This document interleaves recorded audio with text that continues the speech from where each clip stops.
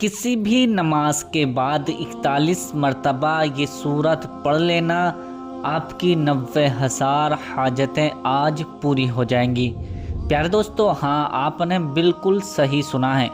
यानी अगर आप ये वजीफ़ा या अमल किसी भी नमाज के फ़ौरन बाद कर लेते हैं तो अल्लाह पाक आपके लिए तमाम रिस्क के दरवाज़ों को खोल देगा। अल्लाह पाक आपकी तमाम परेशानियों को दूर फरमाएगा।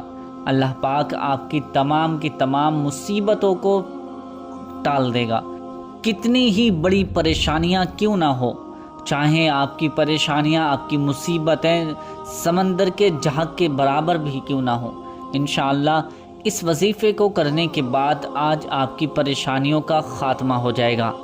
आप अगर रिस्क के लिए ये वजीफ़ा करना चाहते हैं तो अल्लाह पाक आपकी कमाई में, आपके कारोबार में, आपके रिस्क में इतनी बरकत अता फरमाएगा, आप खुद हैरान रह जाएंगे। प्यारे दोस्तों, आइए वीडियो शुरू करते हैं। अस्सलामु अलैकुम व रहमतुल्लाहि व बरकातुहू। आज की इस वीडियो में मैं आपकी खिदमत में बहुत ही ज़्यादा ख़ास, ताकतवर और पावरफुल वजीफ़ा लेकर हाजिर हुआ हूँ।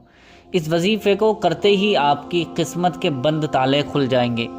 आप खुद हैरान रह जाएंगे कि इतनी ज़्यादा असरदार सूरा जिसको पढ़ने के बाद से ही काम शुरू हो जाता है।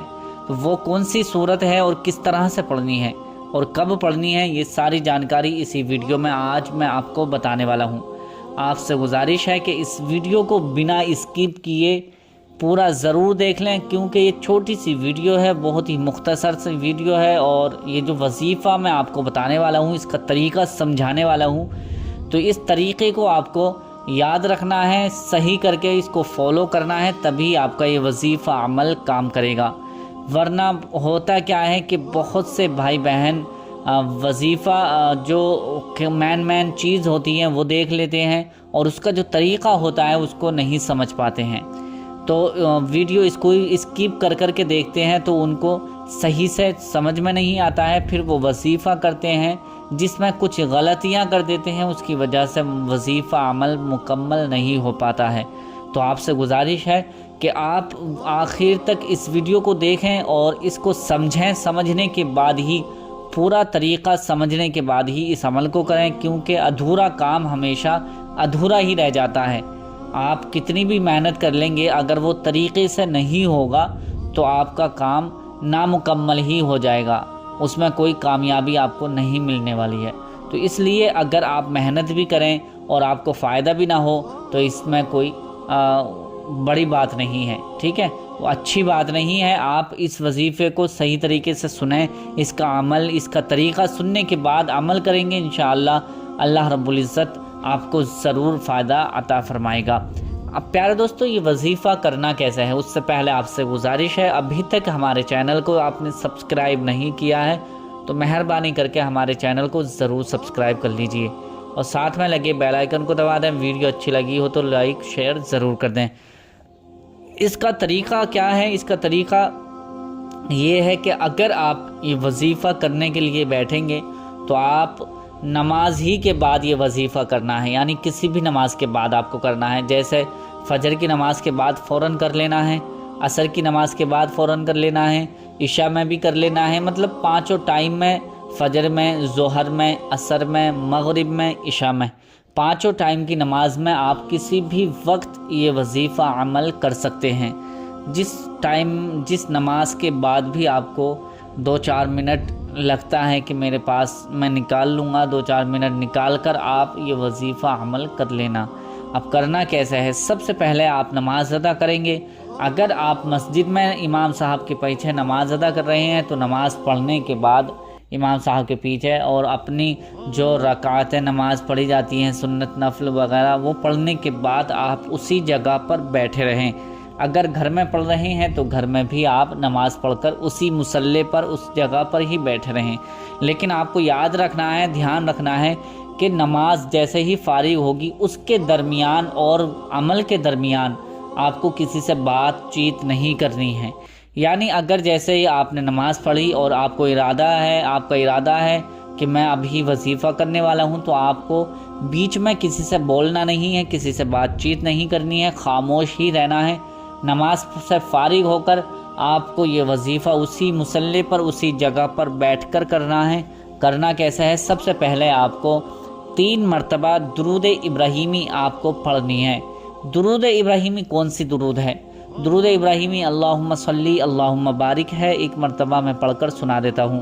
اللہم صلی علی محمد وعلی آل محمد کما صلیت علی ابراہیم وعلی آل ابراہیم انک حمید مجید۔ اللہم بارک علی محمد وعلی آل محمد کما بارکت علی ابراہیم وعلی آل ابراہیم انک حمید مجید۔ یہ درود ابراہیمی ہے۔ درود ابراہیمی 3 مرتبہ آپ کو پڑھنی ہے۔ اگر یہ یاد نہیں ہے تو آپ کے جو بھی درود پاک یاد ہو وہ درود پاک آپ 3 مرتبہ پڑھ لیجئے، لیکن بہتر یہی ہے کہ آپ کو اگر درود ابراہیمی ہی یاد ہے تو درود ابراہیمی ہی آپ 3 مرتبہ پڑھیں۔ 3 مرتبہ درود پاک پڑھنے کے بعد آپ کو سورہ ناس آپ کو 41 مرتبہ پڑھنی ہے۔ سورہ ناس کون سی ہے؟ یعنی قرآن شریف کے حساب سے سب سے آخری سورت جو ہے قرآن شریف میں سورہ ناس ہے، جس پر اینڈنگ ہو رہی ہے، لاسٹ ہے۔ تو میں ایک مرتبہ پڑھ کر سنا دیتا ہوں، آپ سن بھی لیجئے۔ بسم اللہ الرحمن الرحیم قل اعوذ برب الناس ملک الناس الہ الناس من شر الوسواس الخناس الذي يوسوس في صدور الناس من الجنة والناس۔ اور دوسری صورت آپ کو 41 مرتبہ یہ پڑھنی ہے۔ بسم اللہ الرحمن الرحیم الحمد للہ رب العالمین الرحمن الرحیم مالک یوم الدین ایاک نعبد و ایاک نستعین اہدنا الصراط المستقیم صراط الذین انعمت علیہم غیر المغضوب علیہم ولا الضالین۔ یہ سورہ فاتحہ ہے، اور آپ کو پہلے سورہ ناس پڑھنی ہے 41 مرتبہ، پھر اس کے بعد 41 مرتبہ سورہ فاتحہ پڑھنی ہے، یعنی الحمد شریف پڑھنی ہے۔ 41 مرتبہ یہ دونوں صورتیں آپ کو پڑھنی ہے۔ پھر اس کے بعد آپ کو وہی درود پاک پڑھنی ہے جو آپ نے پہلے درود پاک پڑھی تھی۔ یہ اتنی زیادہ برکت والی دعائیں ہیں کہ اگر یہ سورہ آپ جس مقصد کے لیے بھی پڑھیں گے، جس مقصد کے لیے بھی یہ عمل کریں گے، انشاءاللہ آپ کو 100% اس میں کامیابی مل جائے گی۔ لیکن صدق دل سے اللہ کی رضا کے لیے پڑھیں اور جائز کاموں کے لیے پڑھیں، انشاءاللہ آپ کو 100% ہر کام میں آپ کو کامیابی ضرور ملے گی۔ اب اس کا طریقہ جو ہے یہ میں نے آپ نے پورا سن لیا ہے۔ اب اس کے بعد آپ ہاتھ اٹھا کر دعا کریں اللہ پاک سے، جو بھی آپ کے دل میں تمنا ہے، مقصد ہے آپ کا، اس کے لیے دعا کریں۔ اللہ رب العزت آپ کے ہر مقصد کو کامیابی عطا فرمائے گا۔ اب یہ وظیفہ آپ کو کم سے کم 3 دن کرنا ہے، اور زیادہ آپ جتنا چاہیں کر سکتے ہیں۔ جیسے 3 دن میں آپ کو لگتا ہے کہ اثر شروع ہو گیا ہے، کم نہیں، مطلب اللہ تعالیٰ آپ کو نواز رہا ہے، اللہ پاک آپ کو خوب دولت اور مال و دولت عطا کر رہا ہے، تو آپ 7 دن 11 دن 13 دن 15 دن 18 دن 21 دن اس طرح سے آپ پڑھ سکتے ہیں، جتنا چاہیں اس وظیفے کو، اس عمل کو کرتے رہیں۔ اور روزانہ آپ کو جس نماز کے بعد کر رہے ہیں اسی نماز کے بعد آپ کو یہ وظیفہ عمل کرنا ہوگا۔